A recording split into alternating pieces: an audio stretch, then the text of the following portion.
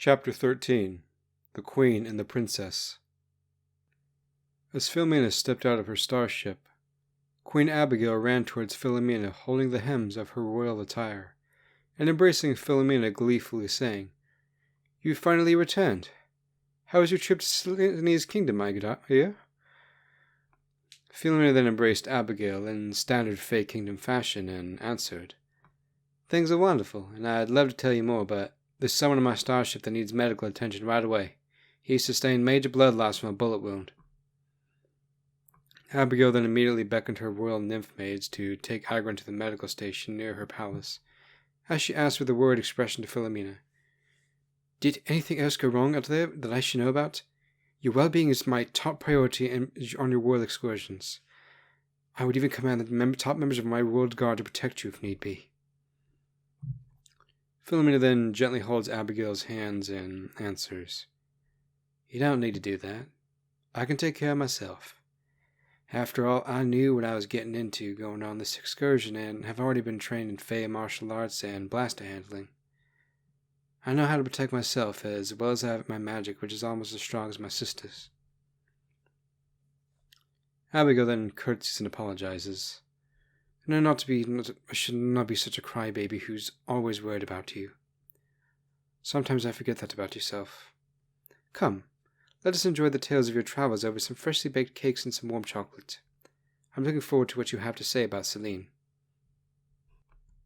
Meanwhile, at Area 51 in the Nevada desert, President Ronald Jackson had been requested by the head of the Space Force Intelligence to meet with Specimen 45 Sylvanus, and he immediately boarded Air Force One and headed on his destination, with a swarm of F-182 Night Stalker stealth fighters as escorts.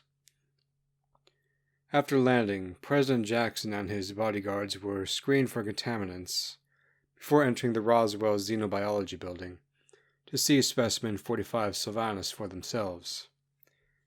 And as the president walked down the hallway filled with exotic artifacts, the scientists briefed the president on Specimen 45's background. And when he arrived at her holding cell, the president requested, "I'd prefer to be with the Queen of the Void Kingdom alone." In front of the president, in magic suppression shackles, a beautiful creature with insect-like rainbow wings, with elven ears and eyes that glowed like lavender, stood before him. Then the president said to Specimen 45 Queen Sylvanus, "You have no idea how much of an honor it is to meet the Queen of the Void Kingdom herself. It took us quite some time and resources to rescue from that accident involving a failed FTL drive." Sylvanus' eyes then glowed magenta as she retorts, "All you and your loaded kind have done is make my life miserable." The president then sympathetically replies, "You have the Warhawks and corrupt politicians to thank for that. I'm simply elected here to clean up their mess, now that they're no longer in power. What do you say?" Sylvanus then glared into Ronald Jackson's eyes and said in a cold tone, "Then as King of the United States, you ought to tell your subject to stop encroaching on our influence over our own allies' affairs, and dominance over your subjects will see fire and fury like no one else has seen in history. My husband, His Royal Highness King Azrael, will destroy your entire kingdom if you anger him to the point of no return." President Jackson then puts his index finger on Queen Sylvanus' chin and maliciously and sarcastically asks, "Oh, really? Are you so angry about the hospitality we showed towards you when you were left for dead by your own kingdom?" As Sylvanus remains silent, but then the president pulls out a hologram of the Super Dreadnought and rhetorically asks, "You know what this is? This is the USS Glass Cannon made to win the war against Solsula in the near future, and it can glass your entire kingdom from orbit at will. All that will be left after it fires its superweapon will be nothing but glass and volcanic ash. Not a single remnant of your kingdom will be found, and with it, everything your people worked for. It will all be gone in a matter of seconds.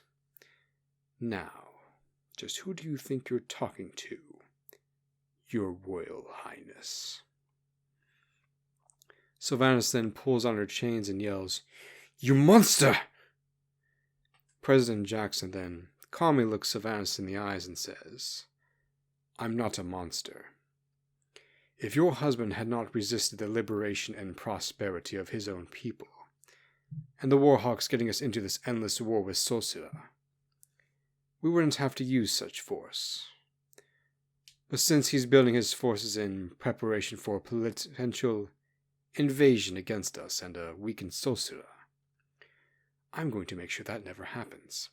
And if he's dumb enough to even try, every one of his conscripts is going to pay the price within minutes of declaring war. And if you get a chance to tell him, use your fairy magic to tell someone in Azrael's food-starved regime that even if he has a nuclear button on his desk, I have one too, except mine is a lot bigger than his and actually works." Sylvanas then grits her teeth and says under her breath, "Why does your kind persist to tell me these things when I am royalty and my blood is above yours? As the president, it is my duty to protect this country from all enemies that seek to destroy her, whether they be foreign or domestic. If I could solve this conflict without a war, I would. But charisma won't solve the world's problems. Some evil creatures not even worthy to be called people need to die first. But why use death when you value life? Does it somehow give you some sick satisfaction to watch the wicked die in their sins and persecute my righteous husband for his divine right to rule over you? Let me get this through your royally self-righteous head. We hold these truths to be self-evident that all men are created equal. In other words, your royalty means nothing to us, just like royalty did in 1776. And God is no respecter of persons. But without sacrificing the blood of the wicked and the blood of the righteous to feed the tree of liberty, there could be no life, liberty, or happiness, as we would all be slaves to the tyranny of the wicked. After all, we can live without the wicked, as they provide no value to our lives, and only take away from our personal pursuits of peace, love, and happiness, cardinal values of your fairy heritage. Why then be a hypocrite to your kind's own values, and support your tyrannical husband whose actions are diametrically opposed?" Sylvanas then furious shouts at President Jackson, "I have never turned my back on my people and never will." President Jackson then nefariously laughs. "Ha! Oh, but you already have. And so have they in the Fae Kingdom. You have nothing left to return to." Sylvanas then sits back down and looking defeated as she whispers, "May the gods protect my daughter Titania. If this blasphemous king is going to kill my husband, she is all that's left to become the rightful heir to the throne. Please protect her." President Jackson then says to himself, "Titania, where have I heard that name before?" Before asking his aide to fetch a dossier on Princess Titania of the Void Kingdom, and ordering for Agent 402 Nebraska to his office by tomorrow morning. Back in the Fae Kingdom, Agron had recovered from his blood loss with enough transfusions, and enjoying a massage treatment with two gorgeous nymphs rubbing his sore spots. And Sylvia was in the chapel thanking God for Philomena, while Titania asked to join Abigail and Philomena in their private lounge in the palace of Sylvania Grove.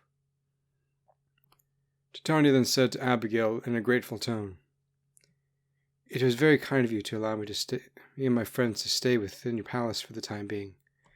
They risked their lives to protect me, and your hospitality is far greater than those of my own kingdom, and those Zul'Shurans."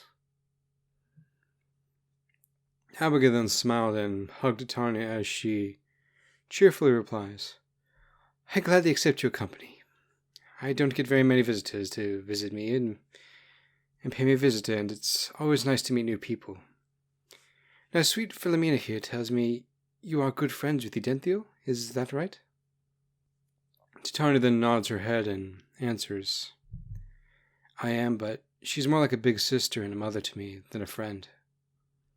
Ever since my mother, Queen Sylvanas, disappeared when I was just a baby, Edenthiel has always been there for me, even if I've acted like a brat to her sometimes, being the Void Kingdom's own daughter, which I regret doing now she's gone.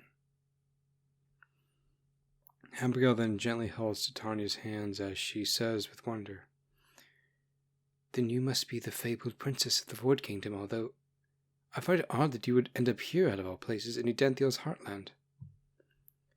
But apart from who you are, Edenthiel has always been good to everyone she meets, even those dreaded wood elves. I remember when before my husband was elected king that I would oftentimes stop by her family's bakery to visit along with those American boys next door where my husband got his first job as an accountant. Even to this day, I go to her family's bakery for a slice of strawberry cake or a bagel and cream cheese, and they're always the nicest people and the best in town, although I do miss seeing Edenthiel there every day. I really do hope she's happy wherever she may be, as she's always wanted to see the world beyond and share our kingdom's values of peace, love, and happiness. Titania then looked at Abigail with a sad expression as she said, And it's because Edenthiel that I'm not sure if I can even call my father a good king anymore. He's lied to me, kept secrets from me, and led me to contempt people I don't even know. But Edenthiel has done nothing to me except be completely honest with me and care about me. I just hope whoever takes my place on my father's throne isn't anything like him. Abigail then holds Titania gently one more time as she says softly, Then I'll teach you how to rule your future kingdom, so it doesn't happen. If you ever need anything from me, just let me know, and we'll start your training as future queen as soon as tomorrow morning.